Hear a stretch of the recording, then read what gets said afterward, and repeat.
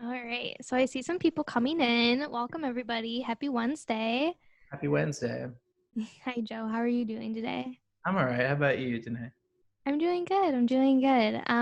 For those who aren't familiar with who we are, my name is Danae. I work in the Greene Center for Career Education and Connections, and I do all things marketing and communications. And then this is our director, Joe Testani. Joe, do you want to give like a brief overview of kind of your role? I am kind of two roles at the University of Rochester. I run the Greene Center for Career Education, which serves all arts, science, engineering students, undergrad and graduate students. And then I also coordinate career education for the University of Rochester. So I work with some of my colleagues at the other schools to ensure that we're providing really great services to students when they're thinking about their career education and planning life after, actually life during outside the classroom, but also life after U of R and whatever their next steps are. Awesome. Thanks, Joe. From. Okay, cool. So I see some more people coming in, which is awesome. Again, happy Wednesday. We're almost to the weekend. I hope you're all doing really well wherever you are. To give some ground rules to the AMA, basically how we've done this the past few times is that we ask that if you have any questions specifically for Joe, we ask that you use the Q&A feature, which is at the bottom of your video screen. If you hover over, you should see a toolbar pop up with the Q&A, and you can then submit questions there. I'll be monitoring that box, and then I'll be throwing Joe any questions that we do get. So yeah, please feel free to send any questions that you have for him, and we'll do our best to give you some answers and some different resources. Okay, Joe. So I kind of want to continue with some of the questions that we didn't get to last time, if you're cool with it. I figured might as well keep the conversation going. So first and foremost, we know that this is a really critical time for seniors, right? Like graduation's just around the corner, and sadly we're saying goodbye to a lot of them. But I was wondering if you could maybe discuss how seniors can stay connected. I know it might be thought of that once seniors leave, it's like goodbye forever, but that's not necessarily true. No, definitely not. I think from obviously as seniors are graduating or graduate students are graduating, they become part of our alumni community. And I think that's something that they can continue to stay really well engaged with the institution in a variety of things. So we have different, we've always had virtual things in ways that before COVID for alumni to stay connected, especially young alumni. We've done events in different cities around the world for people that are moving to different cities and different locations. So that's a really great way for them, for people that have stayed connected in the past. But I think more tangibly around career stuff, our services don't end. So we serve and support all students upon graduation.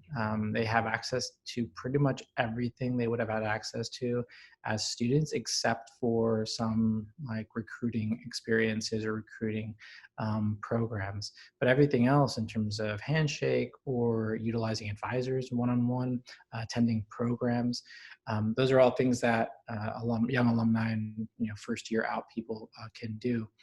The cool thing now, obviously, with most of our stuff going virtual for the next 6 to 8 months, foreseeable future, and probably beyond that, alumni can participate in pretty much anything that we do online and virtually. So I think it's something that we always remind students as they're graduating that they have access to those resources. And I think the other big piece that we hope that students take advantage of while they're students, but if they don't, that as they become young alumni, they have a massive network of people they can engage with. So they can connect on the Meliora Collective or LinkedIn or other venues. But U of R alumni population are really giving groups. And I think they're people that want to give back. And as our students are graduating, they become part of that community to not only take advantage and network and interact with others, but also being able to give back to current students. I think we've seen so many young alums, and Danae, you and I did that panel a few weeks ago from our 2000 alums. They're a little further out, but I think a few of those folks have been really actively involved in the Young Alumni Council, which is something out of the Alumni Relations Office. But they've been really actively involved in coordinating volunteers, doing social events, helping to facilitate introductions or different topics on different areas like women in New York City, different industry sectors. So there's so many different things that are possible as young alums. And much like when you're students, Danae, if you want to try something or do something, there's pretty much a venue for that between the Alumni Relations Office and our office to try something new. So I think that's the cool thing about, I think, our alumni and our sort of our support for alumni is that there's always opportunity to try some stuff out and maybe do some things differently to collaborate, but also bring people together. Yeah, thank you, Joe. I mean, there are so many opportunities out there, and I think it really speaks a lot to U of R's dedication to the alumni network, right? Agreed. We've done so much work, and it's really strong how the network is really strong, I should say. Yeah. It's been incredible to see all the opportunities that have come through just based on different alumni connections, and even just being able to have different conversations and maybe helping them along based on where they're currently at, which is so awesome. I know even if I think about my personal alma mater, like I don't hear anything really from them hardly ever. So I think it's awesome that the U of R is so proactive in that area, and things like the Meliora Collective exists. Such a great resource. Well, and you obviously are doing the Careers Unfiltered podcast, so you get to talk to some of these alums and Yeah. find out what they're doing, and also, kind of hear the advice they give to current students and fellow alumni. So, I think that our goal in the office is to continue to create more opportunities Mm. for alumni, regardless of where they are in their career, whether they're in graduate school, just out, last year, or 20 or 30 years out. Just this week, was it last week that you and I had a great interview with some med school alumni that graduated? Yeah. It was the 80s they graduated in late I 80s. think so. I think 88 maybe. So like I think there's always ways to reconnect and give back, and I think our young alumni in particular, like this graduating class, we want to involve them to Mm-hmm. help current sophomores or juniors, because I think their wisdom and insights are going to be really helpful as our next wave of graduates are kind of prepping for the job market or going to graduate school and so on and so forth. Absolutely. And I would say that even, you kind of alluded to this, but even this whole experience that the seniors are currently facing with the coronavirus and the job market being significantly impacted by that, it's going to be incredible to hear some of their advice and insight and experiences, because what they're facing is so unique. Yeah, I think we're starting to collect the data on our graduating class, and I think in seeing where they're going and what plans they have for right after graduation. So I think we're going to share those data insights in the coming months. But also, I think there's so many different stories that come out of that I think are really powerful and important for current students. And I think it's kind of creating this continuous cycle of information and storytelling that I think is really important and a really integral part of the college experience. Oh, yeah, absolutely. I wanted to share the link to the podcast episodes. I don't have it right in front of me, so I'll have to dig it the next time that you talk to be transparent. But I want to provide it to our listeners so that they can browse. We've had some really great conversations with different alums from all different backgrounds, and I would definitely suggest checking them out. And we're going to have a few more air this week and next week. So that's some really exciting stuff. Yeah, And I'm then just so. your more recent ones also focused on how COVID's impacted their industry sectors. So I think Yeah, the long form ones you did in the fall are great, and these more recent short yeah. form ones have been awesome, just to kind of hear how different industry sectors are impacted. So I've had the chance to do a few with you, which is always fun.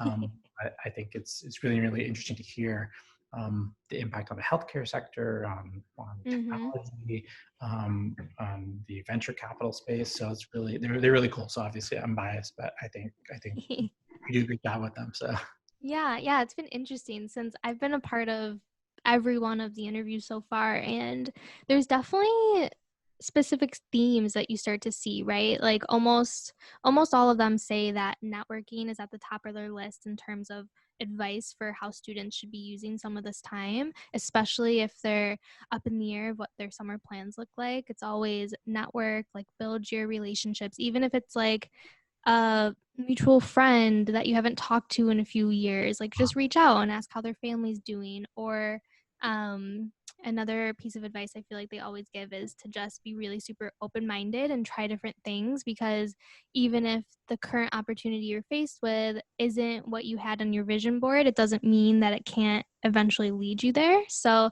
it's been really fun to talk to them and hear what they have to say in regards to what they think might be helpful. And then also, like you said, their industries, it's wild how some of these industries have adapted so quickly. I know it's been brought up before that in some of the industries they're passing different procedures and new policies in record time, right? Like any average year it would have taken so long for some of these things to be implemented, but now they're just changing things on a dime, which is just, it's incredible how well companies and industries have adapted. Well, I think that's really kind of when it comes to career and jobs for and internships for current students and graduates. I think this is where it's really critical and important for people to understand that they can be part of some of those shifts in Hmm. how that work is doing. And so how you position yourself as a student looking for an internship or starting a business or like getting a full-time job or even going to graduate school is what's your understanding of the disruption that's happening and what's your understanding of where possible solutions could come from. So you might not have to solve the problem per se Sure. and like create a solution, but can you use your skills and competencies you develop at U of R to help find solutions for a company and organization? I think that's the key thing. And I think that's honestly what is going to be critical advice for any students and young alumni that, or really anybody in the Hmm. job market. How do you help an organization address a need that they have, or pivot the organization to help them respond to what the new paradigm is going to be for their industry or their sector or their community. So I think we're seeing it locally in Rochester with, let's say, like the restaurant and food, food sector, right? The restaurants have changed and adapted to this new environment, in terms of not being able to open restaurants, but so many of them have gone to curbside checkout and Hmm. providing to first responders. And there's so many different things that they're doing to kind of stay afloat, but also respond to a need in the community. And at the same time, you have things like the food bank that I think are giving out food to so many families in need. What's the future of that? What's the supply chain? How has it been disrupted? What are going to be the needs in the coming months and year if this persists and continues? So I think there's some really interesting things that if students are looking for, like, where do I fit in all this, or if you're looking for a job transition and you're in an industry sector, what's going to be the disruption that's going to be there, and can you be part of whatever solution that's going towards. I think that's a very different way to present and pitch yourself Hmm. to for opportunities, and I think that's going to be a very real thing for the foreseeable future, because regardless of where you sit on this topic, our society is going to be shifting pretty considerably over the next 6 to 12 months. Oh, absolutely. That's true. It's really good insight, Joe. Thank you. Thanks, Dana.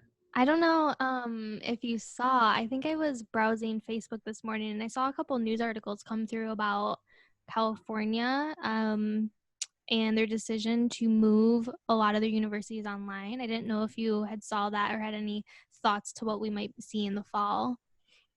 Yeah, the whole Cal State system. So in California, there's different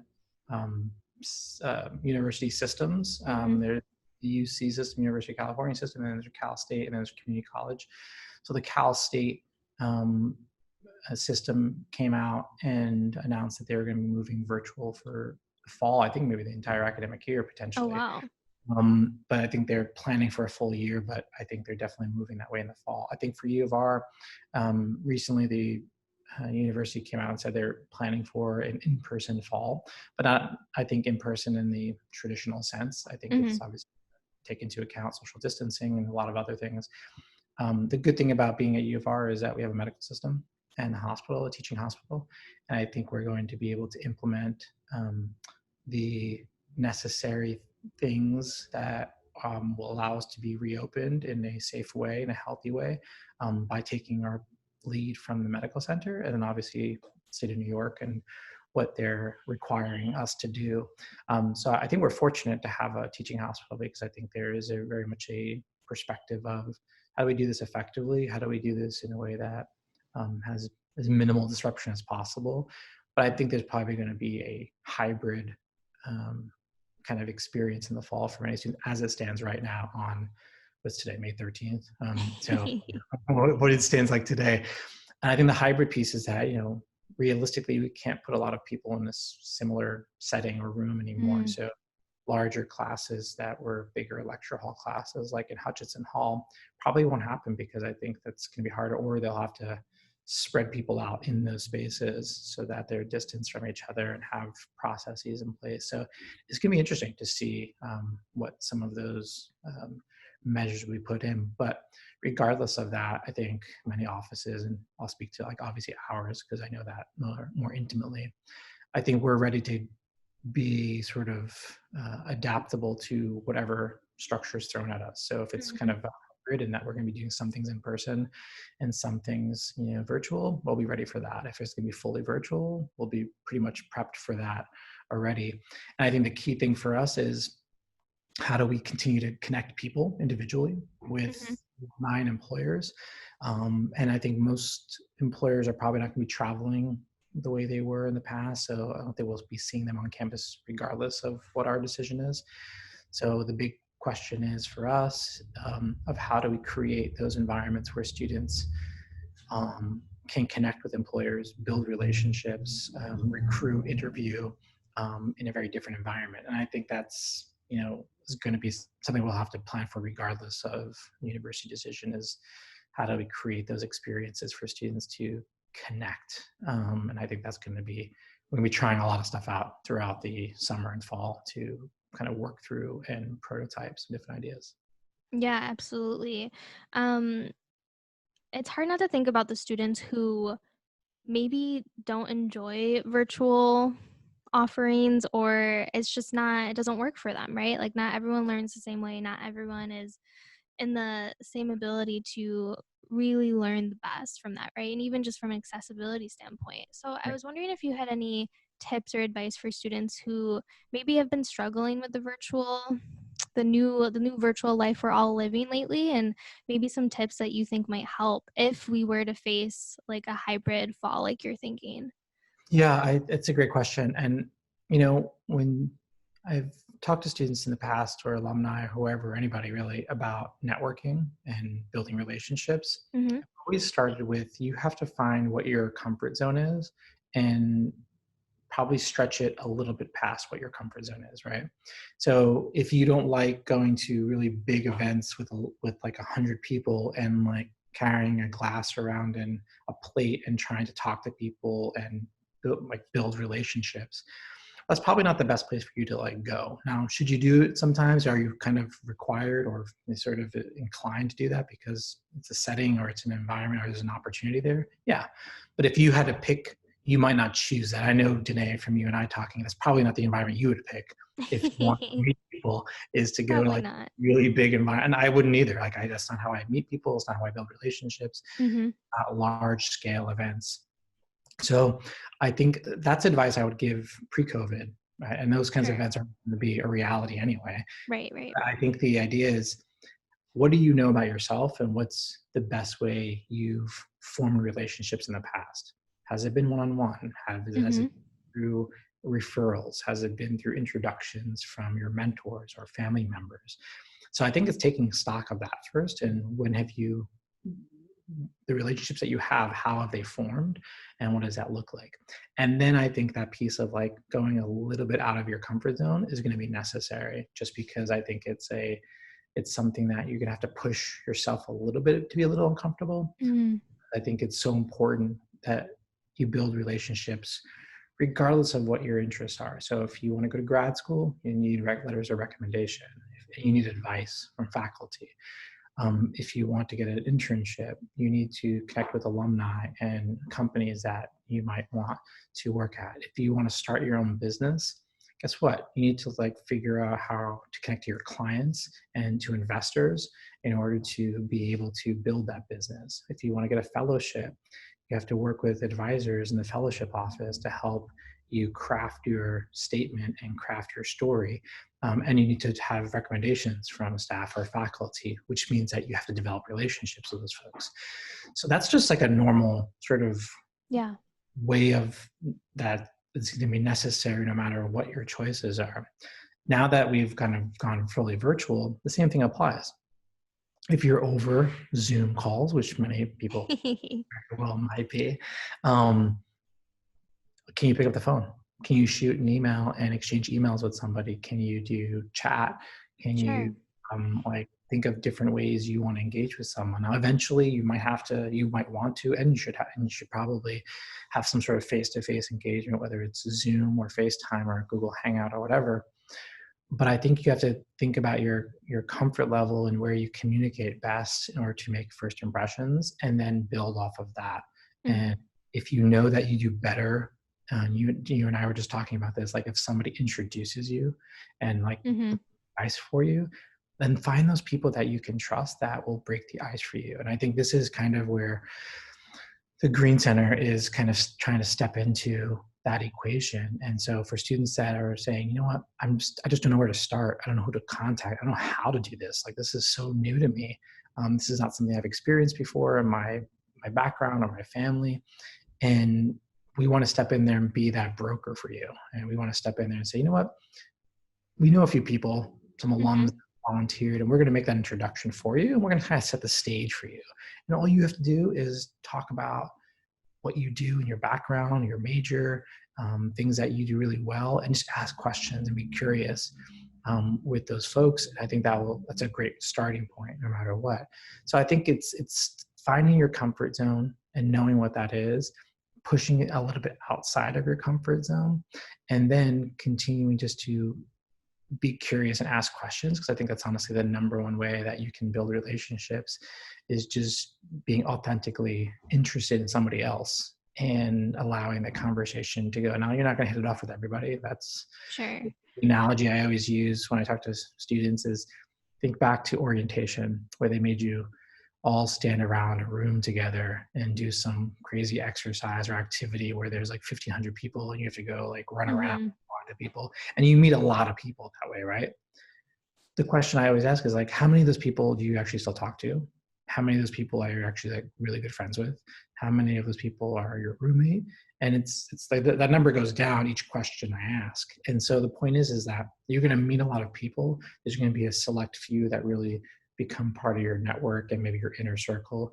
And each of us is very different, and we might have a lot of acquaintances and are able to manage a lot of relationships, where others maybe like, I'm really good with like 5 or 6 relationships at a time, where I can have more depth and I can stay connected with those people. So it's going to vary widely. The key thing is going, once again, a little beyond your comfort zone. If you're typically a superficial conversationalist, well, you're going to have to go a little deeper. That might be out of Mm-hmm. your comfort zone. If you're someone that doesn't like to meet new people, well, you're going to have to try to meet a couple of new people. And the challenge I put to, if you're a current student, undergraduate or graduate, the challenge I put in front of those folks this summer, try to meet people this summer. Set a target, set 5 people. So over the next 3 months, I'm going to meet, introduce myself, and talk to 5 new people that I've never met before through the Meliora Collective or LinkedIn or through some introduction.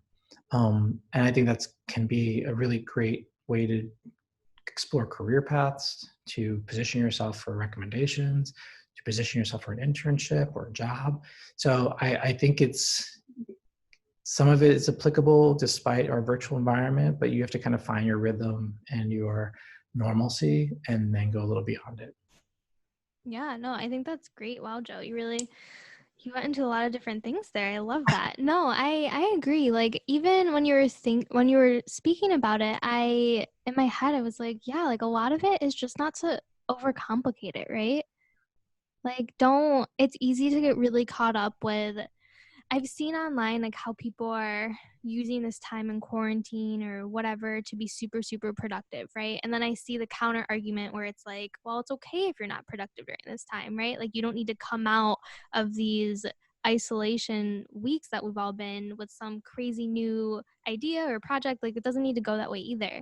But at the end of the day, it's just don't try to get into your head too much and make it overcomplicated. And like you said, it could be as simple as just spending some time this summer dedicated to meeting new people. And even from where we're sitting, I can think off the top of my head like 3 or 4 different students who recently they knew how to communicate really well who they were, what they're interested in, and what they're looking for, and they were able to make some really great connections. And I think if they just, like you said, reflect a little bit, figure out what it is they're interested in, and just go from there, I think they're off to a really good start. Great. Yeah. Listen, this is a process always, all of this Yeah. process. And you can't, you know, find the solution in one, like you can't apply for one opportunity on Handshake and then that's your job and you're going to stay there for 20 years. It may happen, but that's a rarity. If it does, it's more likely that you're applying for something, you're networking with folks, you hear about it, something from one of your friends, you apply for a few things, somebody else offers you something because they saw the work you did online. Like there's so many different ways that it kind of comes together, and it's a matter of just being active and being out there. And one of the things, you can't be, if you're not in it, you can't like win it, right? You can't not be active in the process and hope something works out. So I think the baseline is just taking just a step to try something and then seeing where it leads you. Because I think that's the first, I think that's the first stage of this, is just trying to be active in something. And I think it can be easy to be sort of paralyzed by that and like where to start kind of conversation. But I think sometimes that first step is usually the hardest one. And once you get it going, the momentum starts to build off of that. Yeah, no, absolutely. Okay, so would you say, I see a couple questions here for individuals who are in grad school or thinking about going to grad school. Would you give them the same advice? Yeah, I think in terms of looking at graduate school as an option, I think that's something to really weigh very carefully. I think financially, it's something that you have to weigh very carefully. I think time and commitment, you have to weigh very carefully.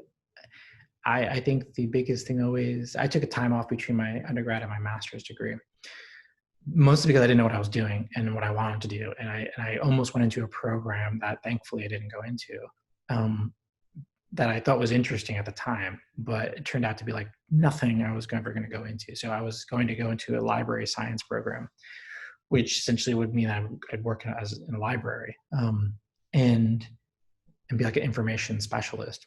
That's what you were planning on doing like immediately after undergrad graduation? Yeah, I got a job and I was going to apply for library because my mentor in college was someone that worked in the library, and she interesting.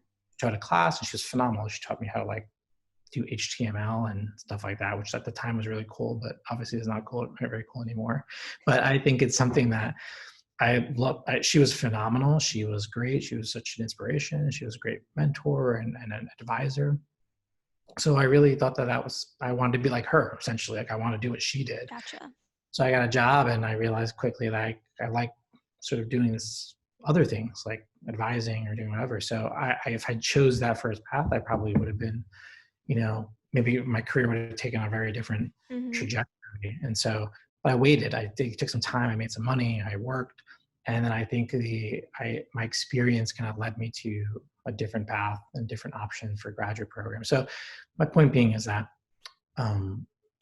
going into a master's or PhD program, I think you have to really weigh that. And if you're not really 100% all in on it, I think it's something to think about pausing that decision or getting more information so you can be more confident about going into it, because it is an investment of time and money.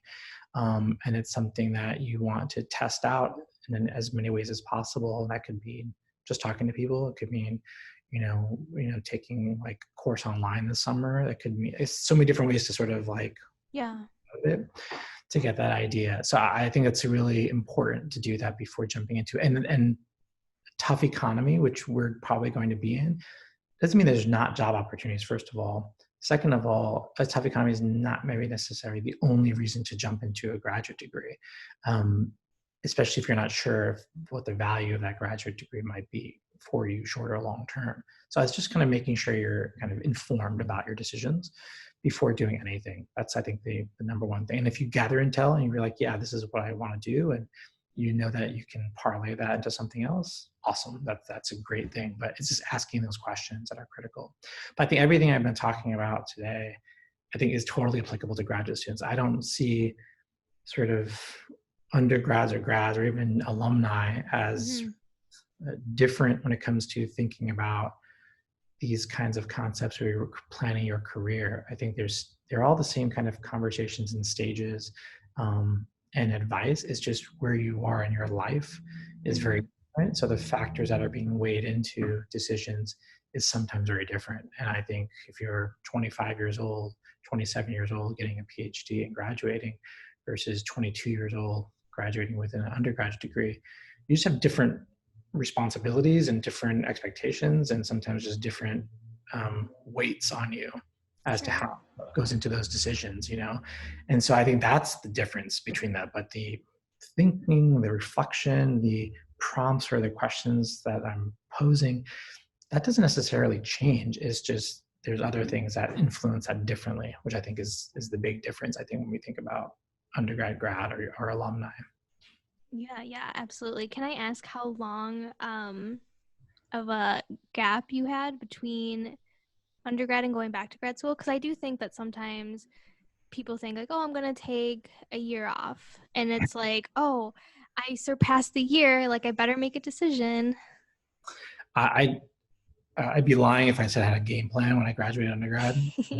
I didn't even know, frankly, if I was going to get a master's degree or not. Gotcha. Okay. In the back of my mind, like, I guess I should get one, but I didn't really, like, I was a first generation college student. So I really didn't, my dad didn't even go to high school, you know, and my mom just finished high school. So like I didn't really have any reference point to say like, I need a master's degree or sort of graduate degrees that were in my like sort of brain, or like medical, law, business, and like work as a faculty member. Like that kind of, and that last one was even like suspect, I think. Those were kind of the only ideas I knew of. I really didn't know like the degree I wound up getting in higher education administration, basically working in university settings. I didn't even know existed until I was looking for jobs like a year out of college, when I was looking for changing jobs. And they kept saying that this was a requirement for the jobs I wanted. And I was like, well, I guess I got to go get this degree because I can't get any of the jobs I actually want anymore because they're requiring this master's degree. So I couldn't actually do the things I actually found interesting. That's interesting. Yeah. I was out for 2 years. I started looking at graduate programs about a year, probably 9 months after I graduated, just because I didn't like I hated my job. And it was a really bad environment. Actually, sorry. I liked my job. I hated the environment in which I was working.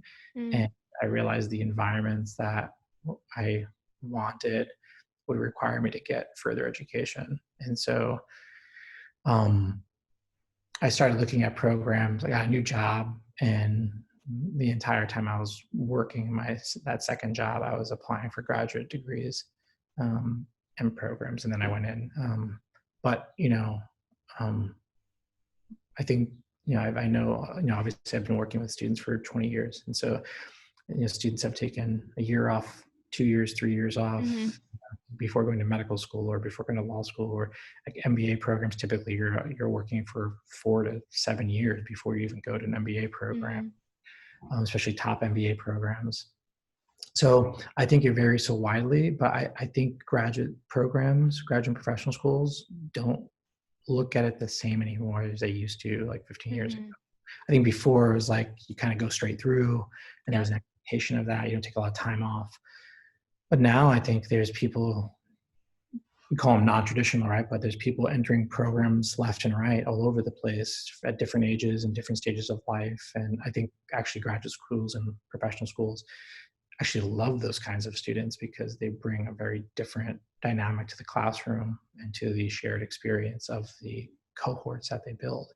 So I don't think there should be that pressure point. I think you that. So I was talking to one of our student staff the other day, and she said like, well, I have a game plan. I want to be in graduate school. I want to graduate in 27. I want to then move on to a job, and I want to then have a family. Like so she had a game plan in her head, and that's great. It worked for her. I think she has that, knowing full well that might get disrupted along the way, because that, who knows what might happen. And it was Yeah. already disrupted. She was already, the plans she had laid out were already upside down because of COVID. So, I think it's good to have a game plan, and for those of you that are planners, but I think the adaptability and the pivoting, because you'll Yeah. learn new things. That's the key thing. Like, I didn't know what I was doing, but I got a job. I learned something new, and it made me change trajectory. And then I learned something new, and I changed trajectory again. So like it's kind of an iterative process. And I think U of R students in particular never really stop. You're attracted to U of R because of the learning that you can do here, and it doesn't suddenly stop when you graduate with your PhD, master's, or bachelor's. So if my friend and I were talking last week, and she works in ad tech space, and she said the number one thing that's going to be critical skill is like learning. If you stop learning, you're dead in the water. And after you graduate, because you have to continue to learn to figure out what's coming next, because industries are changing too fast.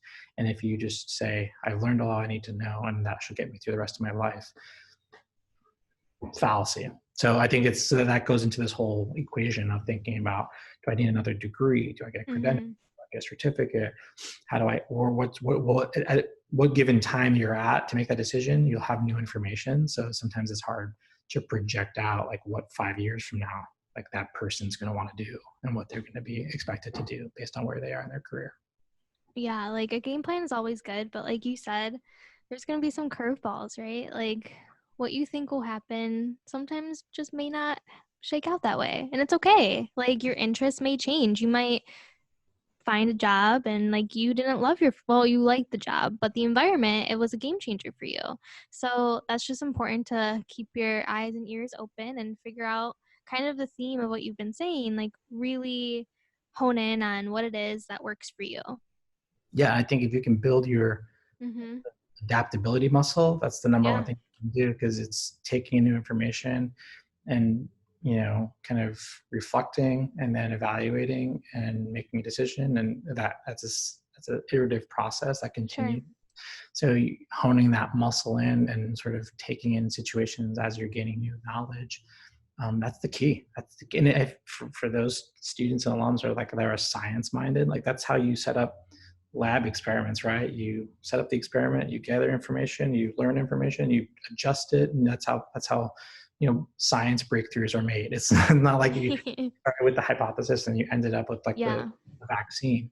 Yeah. So it kind of is an iterative, and I think the same thing is in any of our discipline, any research. It's a process of discovery, of knowledge, of new questions, and then kind of a reapplying and new discovery. And I think that's the same. It's funny because I think students do this all the time in class. And I think it's just taking that same thought process and applying it to this, because it's kind of the same thing in even more, in some ways, even more volatile, because information is always coming and flying at you, and you are changing at the same time, which is something that's also part of this, is that you graduate, you have a family, you move cities, you learn something new, you like your industry you're in changes, like there's just so many different things that happen to you as an individual that I think also gets factored into this whole equation. Yeah, no, that's so true. So true. So I do see a question coming in. We have someone who's curious if you're open to connecting on LinkedIn. Absolutely. Yeah, please find me on Twitter or LinkedIn. You can just search Joe Testani on LinkedIn, and I think my Twitter handle is J Testani Careers. But yeah, please do. Like, always happy to connect and continue these kinds of conversations. I obviously I love what I do, or at least I think it's obvious that I love what I do in terms of the work I do. But I love connecting with people and talking about possibilities. I think I'm always down for a LinkedIn connection. Awesome. Awesome. I had a feeling you would say that, but I wanted to put it out there publicly for everyone listening. Yeah. So we only have a couple questions left, and since this is the last AMA we might do for a little while, I was hoping at least within this medium you would maybe give a couple thoughts to the seniors and grad students who are preparing to graduate and they are trying to secure their next step, their next job, whatever it is. Do you have any advice or final thoughts for them in this AMA format, at least? Yeah, I think first and foremost, like, congratulations. I think what Absolutely. you've accomplished as graduates from the University of Rochester is something that should not be taken lightly. Um, the university puts you through your paces academically here. You learn a lot, you're forced to work hard, you gain a lot of knowledge, you contribute a lot. And so I think that's something to be so proud of. And I think there will be an opportunity to celebrate that in multiple forms over the course of the next year. And I think that's something that it's important, and it's hard in this environment right now to like pause and celebrate and recognize that. But I think it's really important to do that because many people have really worked their tails off to get to where they are, and I think that's something that should be acknowledged. And so I think that's first and foremost, 100%. I think the main thing for me is remembering that this is all sort of iterative and it's building upon each other. And I think you have community as part of the University of Rochester, and that doesn't change once you leave. So how are you leveraging and leaning into that community? How do you work with people like myself or the team in the Greene Center? How do you work with faculty? How do you work with alumni and employers and that are part of this ecosystem that's there to support you? That doesn't change. And I think if anything else, it becomes even more important when you graduate, because there's a lot of um, there's a lot out there that we don't know, like how it all fits together. And I think what's really important is you continue to lean on the people that have affinity with you, but also that care about sort of your well-being and your success. And I think that's just really important. And that comes with so many different pieces and elements of it. But I think that's going to be, each of you is very individual. And I think it's important to um, recognize that and be reflective, and then think about how to maximize the resources and the ecosystem to really support you. Great. Awesome, Joe. Thank you for those wise words. All Thanks. right. So I think we're just out of time. I want to give special thanks to everyone who joined us today for, like I said, our last AMA for a little while. We'll keep everyone posted on our website and social media if we are to plan some more in the future. We hope you're all doing well, and we hope you stay in touch. Thanks, Danny. Really appreciate it. It's been fun. Of course. Thanks, Joe. All right. Be All safe. right. Good week. Bye, everyone. Bye.